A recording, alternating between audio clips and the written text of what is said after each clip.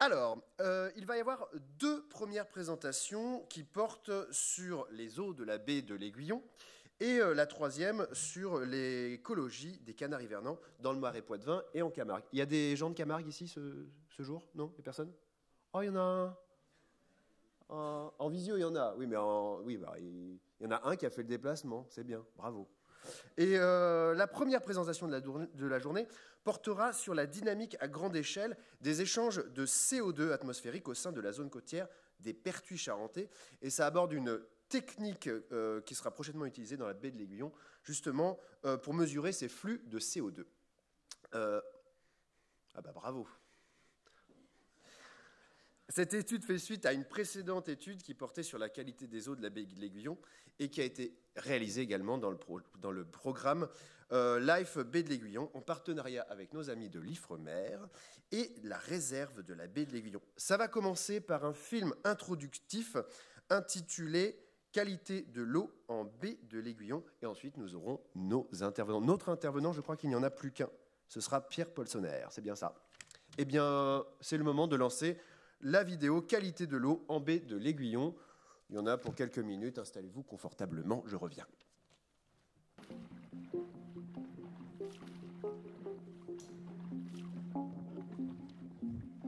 En 2015, les gestionnaires de la réserve naturelle de la baie de l'Aiguillon sont venus nous voir au laboratoire, le laboratoire environnement ressources des Pertuis charentais, sur la qualité de l'eau en baie de l'Aiguillon. Je m'appelle Pierre Polsonner, je suis chargé de recherche à l'Ifremer, qui est l'Institut français de recherche pour l'exploitation de la mer.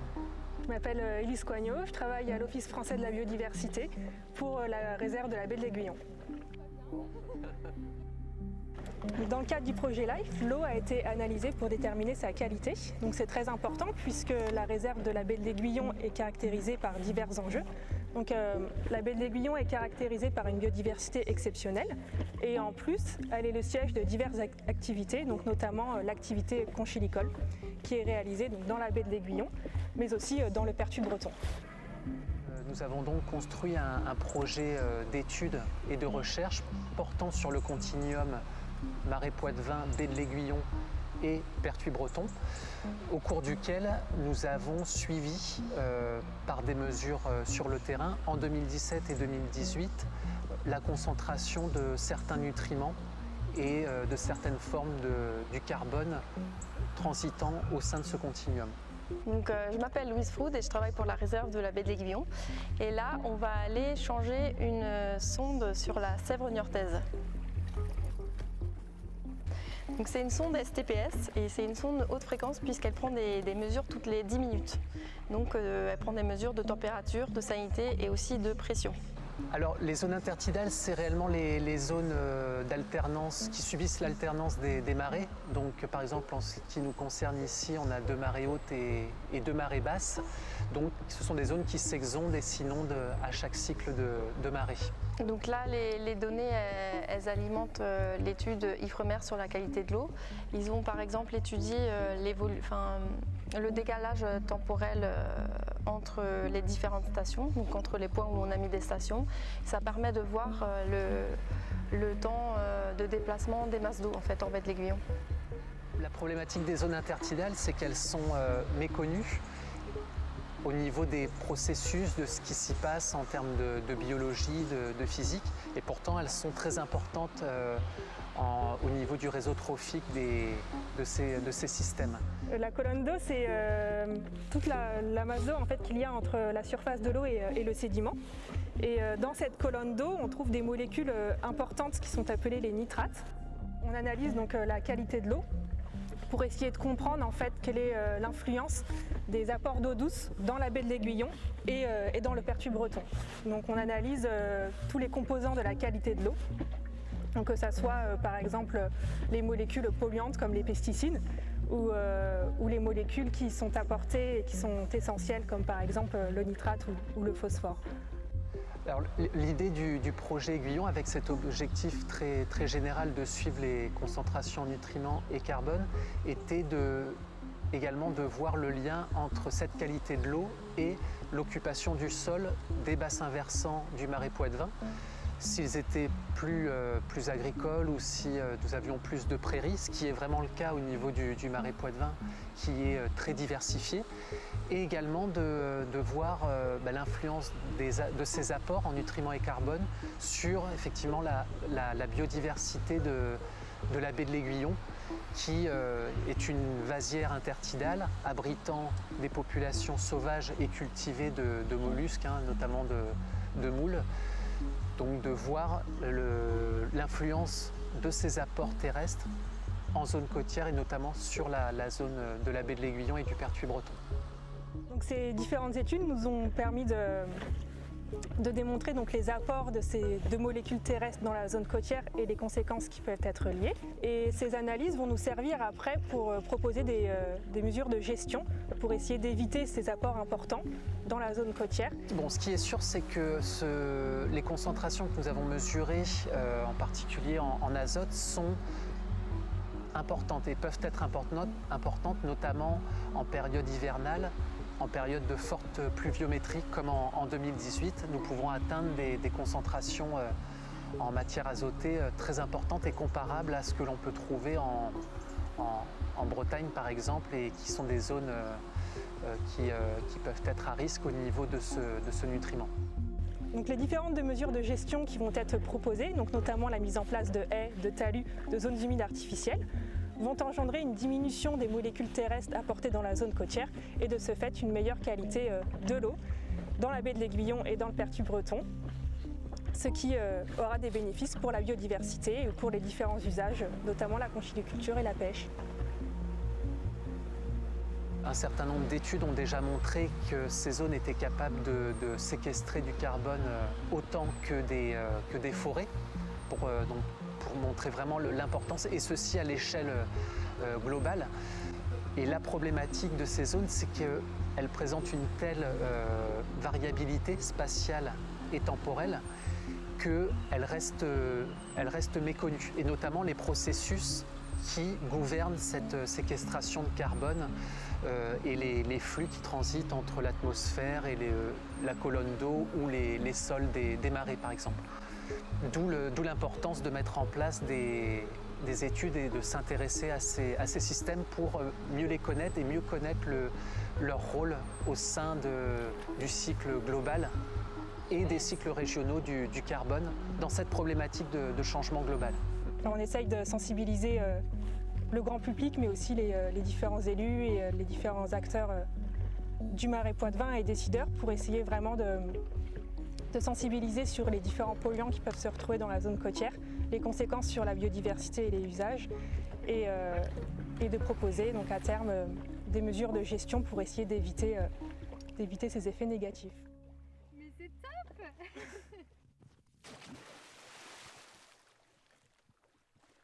Eh bien, merci pour cette vidéo. Oui. Pierre, avant que tu montes sur scène, je suis désolé, j'ai complètement écorché ton nom de famille. Si, je suis désolé. Donc il y a un E, mais il ne se prononce pas, c'est Polsonard. Voilà, c'est ça. Bienvenue, tu vas nous... Alors, suis-toi, pardon. Alors moi, je suis là en touriste, ça te dérange pas? Non. Je vais vous voyez, tu vas me casser la gueule. Non. Pierre, tu vas nous parler des échanges de CO2 atmosphérique au niveau des Pertuis, c'est bien ça?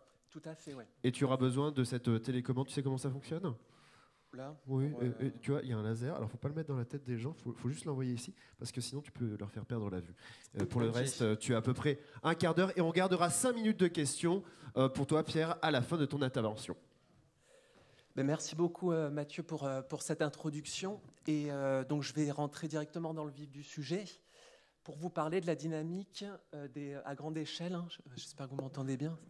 Donc, de la dynamique à grande échelle des échanges de CO2 atmosphérique au sein de la zone côtière des Pertuis charentais. Donc très brièvement, c'est cette diapositive au niveau du contexte pour vous expliquer que la présentation que je vais vous faire vient vraiment en continuité de ce programme LIFE et des travaux que l'IFREMER a menés, comme Mathieu l'a rappelé, sur les aspects qualitatifs et quantitatifs de l'eau le long du continuum Marais Poitevin, Baie de l'Aiguillon, Pertuis-Breton, dont mon collègue Jonathan Deborde et Johan Leroy de l'EPMP également présenteront le volet quantitatif juste après moi. Alors, par rapport au métabolisme et les échanges de CO2 atmosphérique au sein d'un écosystème copié. Donc, si vous me suivez pas à pas au niveau de ce schéma et que vous prenez la partie gauche uniquement, vous pouvez voir en fait que ce que l'on appelle l'échange net de l'écosystème, hein, NEE, eh bien, cela correspond au flux de CO2 entre l'atmosphère et un écosystème côtier que nous allons pouvoir mesurer. Et donc, en absence d'eau, par exemple une situation de marée basse hein, pour une zone intertidale, eh bien, cette NEE qui correspond en fait à la NEP du compartiment benthique, qui est en fait la différence entre la production primaire, l'activité photosynthétique, par exemple des végétaux, des présalés, et leur respiration. Donc ça, c'est le schéma assez simple. En fait, ce qui se passe, c'est que, par exemple, pour une zone intertidale ou même des marais tidaux, si vous regardez la partie droite du schéma maintenant, on a quelque chose de beaucoup plus complexe. La NEE correspond toujours finalement aux échanges de CO2 atmosphérique que nous allons pouvoir mesurer, hein, et ce dont je vais vous parler durant cette présentation. Par contre, eh bien, ces échanges de CO2 atmosphérique vont correspondre cette fois-ci à la production donc à la fois de ce qui se passe dans la colonne d'eau, donc des organismes photosynthétiques de la colonne d'eau, mais aussi et toujours de ce qui est des organismes au niveau donc de l'interface benthique.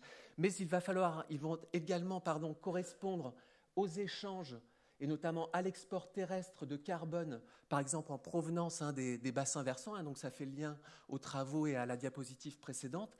Également donc les échanges avec les masses d'eau océaniques et effectivement, très important, l'ensemble des processus et des stocks de carbone au sein des compartiments biologiques, mais aussi sédimentaires. Hein. Je reviendrai sur cette notion de carbone bleu. Donc finalement, vous voyez des processus extrêmement complexes, une très forte variabilité qu'il faut vraiment prendre en compte. Et quand nous mesurons cette captation, par exemple, de CO2 entre l'atmosphère et un système côtier, eh bien, nous intégrons l'ensemble de ces processus. Et avec eh bien, mes différents collègues, Yves Frémère ou de l'Université de La Rochelle ou de Nantes, eh bien, nous pouvons avoir une vision très intégrative de ce qui se passe sur ces systèmes. Alors, simplement deux autres définitions hein, pour terminer ce contexte. Ce qu'on appelle la captation, hein, donc c'est réellement les échanges de CO2 entre l'atmosphère et un système côtier. Vous avez représenté ici eh bien, les flux de CO2 à l'échelle globale en pétagrammes de carbone par an, donc 10 puissance 15 grammes de carbone par an, pour différents systèmes côtiers. Et vous pouvez voir en fait que nous avons des valeurs extrêmement variables, des valeurs négatives, par exemple en bleu pour l'océan ouvert, mais aussi pour ce qui nous concerne les zones humides, où là, ça caractérise vraiment leur potentiel de captation de CO2. Et au contraire, d'autres systèmes comme les zones estuariennes, ici en bleu clair, ou encore eh bien, les lacs ou les rivières, des valeurs positives hein, d'échange de CO2 atmosphérique, ce qui traduit le caractère source de ces systèmes, hein, du fait d'une dégradation importante de matière organique dans ces systèmes. Cette captation de CO2, ou en tout cas ces échanges hein, de CO2, captation ou relargage, va de pair avec ce qu'on appelle la séquestration de carbone, ou le blue carbone, en fait, c'est le CO2 atmosphérique qui va être intégré au sein de différents écosystèmes côtiers, que ce soit les marais salés, les mangroves ou encore les herbiers. Donc vraiment le carbone stocké au sein de la biomasse vivante ou morte, hein, donc dans les sols, par exemple, des marais. Et comme vous pouvez le voir aussi ici, eh bien, ce potentiel de séquestration pour les écosystèmes carbone bleu est extrêmement important par rapport à des forêts, qu'elles soient tempérées ou tropicales. Je m'arrête au niveau des définitions et donc je rentre par rapport à, voilà, aux travaux que nous avons pu mener donc, depuis un certain nombre d'années. Alors, ouais, bon, c'est pas très grave pour l'animation. En fait, si vous voulez, depuis un certain nombre d'années, hein, nous nous sommes intéressés donc, avec mon laboratoire Yves-Frémère et aussi et surtout avec nos partenaires de l'Université de La Rochelle, de l'Université de Nantes ou encore de l'INRA de Bordeaux, donc à cette dynamique du carbone. Nous avons pu suivre par exemple dans le cadre de l'ANR Pampas porté par l'Université de La Rochelle ou encore du projet LEF d'ici demain Yves Frémère, aux zones de marée. Donc, ce sont des projets assez, même très pluridisciplinaires, mais avec mon laboratoire Ifremer, nous nous sommes attachés à cette dynamique du carbone. Également le marais de Tadon que vous avez ici, ou encore les marais doux ou salés de la réserve de Mouèze au Léron. Et effectivement, je ne l'ai pas dit, les marais du Fier d'Ars, hein, donc conjointement aussi, hein, je le rappelle, avec nos collègues de la LPO. Dans le cadre d'un autre projet CNES Tosca porté par l'Université de Nantes, IPEDI, nous avons pu nous intéresser à la dynamique du carbone au niveau de la vasière de Brouage. Et c'est finalement ces données-là, à la fois du Fier d'Ars et de la vasière de Brouage, que je vais vous présenter maintenant. Alors, ouais, c'est bizarre, il y avait des animations normalement, mais tout vient sur la diapositive. Donc, suivez-moi pas à pas, hein, parce que ça fait des diapos un peu... Là, c'est chargé, hein, je te cache pas. Ouais. Généralement, c'est moins chargé. Enfin, ça devient chargé à la fin. Mais... Alors, si vous me suivez et que vous suivez le laser, donc finalement, nous avons positionné ce qu'on appelle des capteurs d'édicovariance atmosphérique. Alors, je vais vraiment vous expliquer ce que c'est. Un système, donc depuis l'été 2019, dans le cadre de l'ANR Pampas, hein, au niveau d'un présalé, hein, des Bossis perdus, qui est localisé donc, au niveau de la partie maritime de la réserve de l'îlot des Niches. Donc un site superbe hein, qu'un certain nombre d'entre vous, même un grand nombre, connaissent. Hein. Donc vous l'avez représenté ici. Et vous avez donc les capteurs de l'édicovariance hein, que nous avons montés donc, depuis cet été 2019 au niveau d'un mât, à environ 3 mètres de hauteur, sur ce site très contrasté donc, en termes d'apport d'eau par la marée. Donc avec un site hein, voilà, qui est quand même à majorité terrestre, hein, à 70% du temps, où l'eau reste en fait dans les chenaux principaux, mais à très fort coefficient, hein, comme vous l'avez ici en avril 2021, eh bien, l'ensemble du site est recouvert par l'eau. Donc finalement, des capteurs, les principaux capteurs de l'édicovariance, il faut s'imaginer en fait une station météo assez importante avec un anémomètre ultrasonique qui mesure les vitesses et directions du vent dans les 3 composantes de l'espace et un capteur de CO2 qui mesure les concentrations de CO2. Nous avons déployé également un système similaire au niveau de la vasière de Brouage hein, que vous avez localisé ici, juste au sud de l'estuaire de la Charente. Je ne rentre pas dans le détail du système hein, puisque c'est exactement un système semblable à celui des Bossis perdus.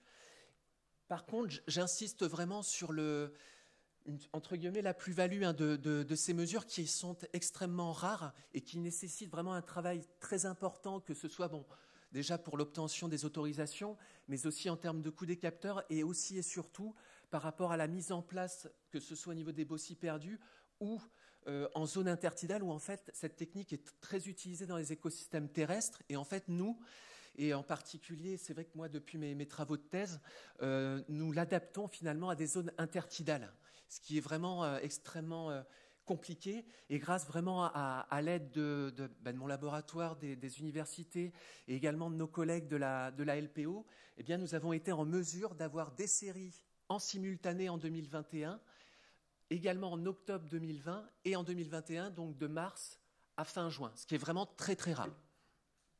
Donc j'en profite à nouveau pour remercier hein, tous les collègues qui permettent de réaliser ce travail. Alors, en termes de résultats, donc là aussi pas d'animation, j'ai pris l'exemple du printemps 2021. Vous avez donc les séries temporelles hein, sur cette saison printanière en 2021, avec la série chronologique en brun, ce sont les données qui correspondent à la vasière, et en vert, les données qui correspondent au marais. Donc vous avez effectivement donc, le PAR, hein, le rayonnement photosynthétiquement actif sur le premier graphique. Hein. Voilà, où vous pouvez voir l'alternance des jours et des nuits, hein, tout simplement avec des variations importantes. Hein. Je ne rentre pas forcément dans le détail pour gagner un petit peu de temps. Vous avez sur le deuxième graphique les hauteurs d'eau qui là sont des paramètres très importants sur le contrôle des flux, avec un site de Brouage en marron, vous voyez donc des hauteurs d'eau allant jusqu'à 4 mètres hein, de hauteur, avec un cycle de marée haute, de marée basse par jour. Un site finalement immergé 80% du temps, avec des hauteurs d'eau différentes, contrairement donc au site des Bossis perdus, donc du site de marée, avec des hauteurs d'eau allant jusqu'à 2 mètres, et je vous l'ai dit, un site à majorité terrestre, 70% du temps. Je vous ai également présenté les directions du vent. Je reviendrai aussi à la fin de cette présentation sur l'importance de la direction du vent sur les flux que nous mesurons, puisqu'en fait, il faut vraiment s'imaginer que ces mesures de CO2 à grande échelle, je reviendrai aussi sur cette notion de grande échelle, eh bien, vont forcément dépendre de la direction du vent. Cette direction du vent, effectivement, couvrant des habitats très différents sur le secteur où nous mesurons ces flux. Ne vous inquiétez pas, je reviendrai sur ces notions un petit peu plus dans le détail après. Et finalement, sur le graphique du bas, eh bien, les flux de CO2 entre l'atmosphère et nos systèmes de marée et de vasière, que ce soit entre l'atmosphère et l'eau à marée haute ou l'atmosphère et les sols ou la vasière, les sédiments à marée basse. Ne regardez pas forcément les valeurs moyennes, je reviens juste après, mais simplement pour vous montrer une très forte quand même variabilité, et cette variabilité aux différentes échelles, que ce soit l'échelle tidale des marées, diurnes entre le jour et la nuit, et effectivement au niveau des saisons. Donc des valeurs de flux compris entre 20 et moins 30 micromoles par mètre carré par seconde. C'est ce que je vous ai représenté ici. Bon, c'est vraiment dommage pour les... J'espère que vous n'êtes pas trop perdus là par rapport aux animations. Pierre, l'horloge me dit qu'il reste 1 minute. Je t'en laisse un peu plus, évidemment. Je suis à 11 minutes, moi. T'es à 11 minutes ? Ouais. Pourquoi mon horloge, elle me dit... Et tu m'avais dit 15. Ah, mais on est déjà à la bourre. Mais je me dépêche. Non, mais ensuite, peut-être on prendra un peu moins de questions du coup à la fin. On mange sur le temps des questions si ça vous dérange pas. Comme ça, tu vas jusqu'au bout. Okay. Pardon, cette intervention. C'est moi. Vous avez représenté sur ce graphique, ce qui va très certainement vous intéresser aussi, les flux moyens, toujours donc en micromoles par mètre carré par seconde sur ce graphique, pour la vasière avec ce figuré et pour le marais avec cet autre figuré, pour l'ensemble des 4 saisons, donc l'automne en marron, l'hiver en blanc, le printemps en vert et l'été en jaune. Et vous avez la moyenne pour l'ensemble de la période, les environ 110 jours de mesure que nous avons réalisés sur 2020 et 2021 en simultané sur les 2 sites. Vous pouvez voir en fait que des valeurs négatives en moyenne, ce qui veut vraiment dire que ces systèmes en fait captent du CO2 de l'atmosphère vers ces systèmes. Effectivement, on a des puits les plus importants au printemps, vous le voyez très bien ici, et plus faibles en été, du fait donc des températures qui augmentent et de la respiration de ces écosystèmes plus importants, et donc du coup une captation plus faible. Vous voyez également des différences donc, entre les saisons, j'en ai parlé, et également entre les sites. Effectivement, même si on a des différences donc, en termes, tantôt le puits assuré par le marais sera plus important que la vasière, par exemple pendant l'hiver et le printemps. De façon générale, en moyenne sur 2020-2021, on a un puits assuré par le marais plus important que le puits assuré par la vasière. Et si vous avez des valeurs un petit peu à retenir là, par rapport à cette présentation, c'est que sur l'année 2020, donc je sors là de 2020-2021 et de ces mesures simultanées, mais sur toute l'année 2020, le marais des Baucis perdus ont assuré une captation de moins 485 grammes de carbone par mètre carré par an, ce qui correspond donc à environ moins 18 tonnes de CO2 équivalent par hectare et par an. Donc là encore, je souligne ce comportement puits de ce système. Et j'ai repris donc la comparaison que Benjamin Hamann et avec Éric Chaumillon et leurs équipes citent souvent par rapport à l'émission donc d'un Français en moyenne par an qui était d'environ 9 tonnes de CO2 par équivalent par an, sachant qu'une voiture en émet 2. Donc ça vous montre là encore ce potentiel. Et finalement, sur nos mesures en simultané, en 2020-2021, sur ces 115 jours de mesure, le marais et la vasière ont capté 230 et 99 grammes de carbone par mètre carré.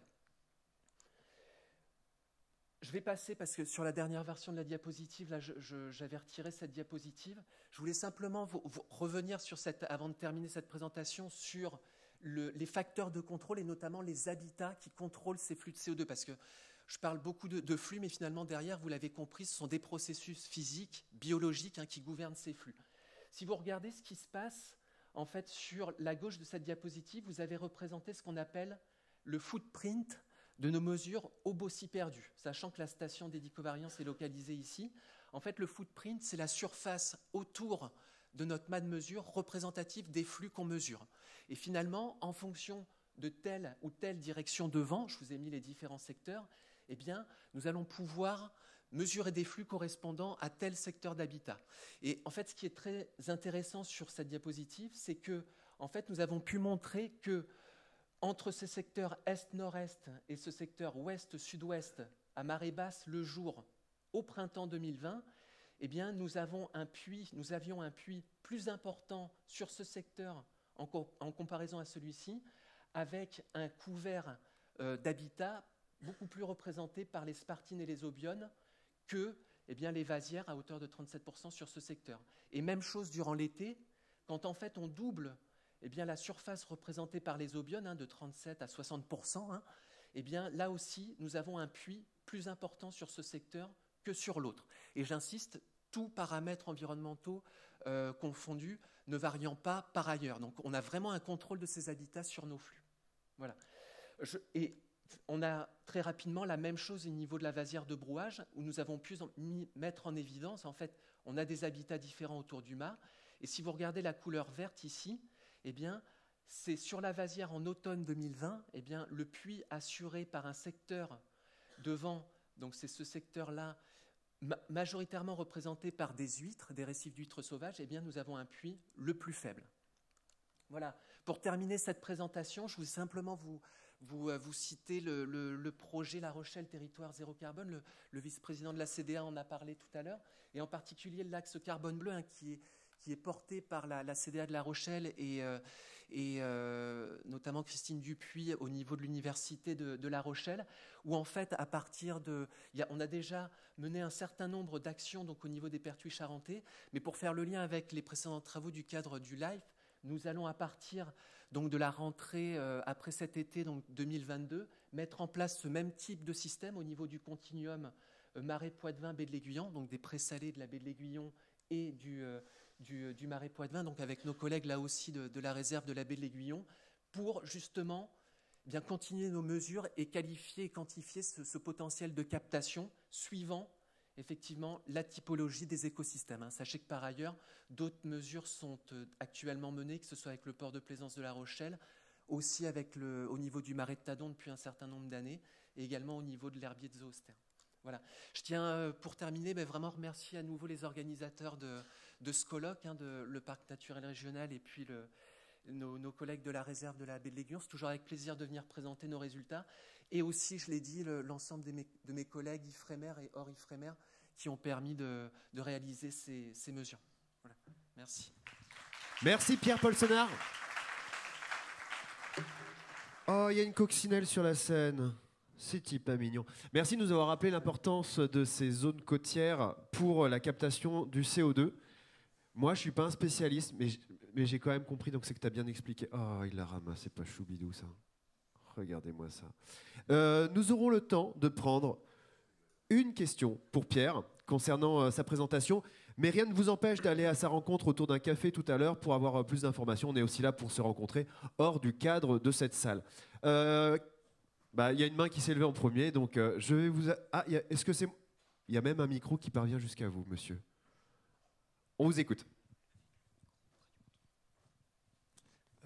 Merci pour votre exposé. Une question, est-ce qu'on peut, sans universaliser, faire un peu d'heuristique par rapport à vos données recueillies à l'îlot des Niges, au Bossie perdu? Si l'été, la captation de carbone est au minimum, vraiment très congrue, est-ce que dans un cadre de dérèglement climatique avec surchauffe globale, ça va être la même chose? Ce qu'on peut constater déjà dans les écosystèmes forestiers, c'est-à-dire que ces augmentations de température conjuguées à des sécheresses fait que la captation de carbone diminue. Merci beaucoup, monsieur, pour votre question. Ouais, c'est une question très, très intéressante. C'est vrai que j'en ai pas beaucoup parlé, mais par rapport, effectivement, que ce soit l'augmentation des fréquences des événements extrêmes ou, effectivement, vous l'avez dit, des hausses de température, on a des éléments de réponse dans le sens où quand on commence à faire du pluriannuel, comme on l'avait vu là pour le projet Aiguillon dans le cadre du LIFE entre l'année 2017 et 2018 où les pluviométries étaient très différentes, du coup au travers de nos mesures, on pouvait voir un petit peu les différences que l'on avait. Donc, j'ai envie de répondre qu'il faut vraiment augmenter nos mesures dans le temps. Alors, moi, j'insiste beaucoup sur les échelles courtes, temporelles, jour, nuit, marée, saison, mais aussi l'interannuel pour mieux savoir ce qui se passe. Et ce qui est intéressant avec le site des Bossis perdus, alors pas tellement en termes de température, mais par rapport à ces gradients d'inondation en fonction des différentes hauteurs d'eau, c'est la diapositive que j'ai zappée, mais on a montré et on montre clairement, d'autres collègues aussi par ailleurs, mais au niveau des Bossis perdus, que dès que l'eau revient sur les sites, eh bien, les flux de CO2 sont beaucoup moins importants. Alors ça se traduit à la fois en termes de photosynthèse, mais aussi de respiration. Et c'est vrai qu'avec avec mes collègues, et puis je pense aussi notamment là au post-doctorat de Marie Arnaud, là, avec qui on travaille, on montre clairement on a fait des expériences en 2021 montrant cet effet de gradient d'inondation sur nos flux de CO2. Et donc si on se projette par rapport à la hausse du niveau marin sur ces zones de marée, et puis je pense que Eric tout à l'heure avec Laura, je crois, reviendront là sur ces aspects-là aussi. On peut justement au travers de ce site, alors c'est simplement les variations de hauteur d'eau dans le cadre d'un cycle de marée, mais on peut se projeter aussi, par exemple, si le site des Bossis perdus devient de plus en plus inondé en termes de fréquence et de durée, on peut avoir des éléments de réponse sur comment du coup varieront les flux de CO2. Voilà. Merci beaucoup, Pierre. On peut encore l'applaudir pour cette présentation.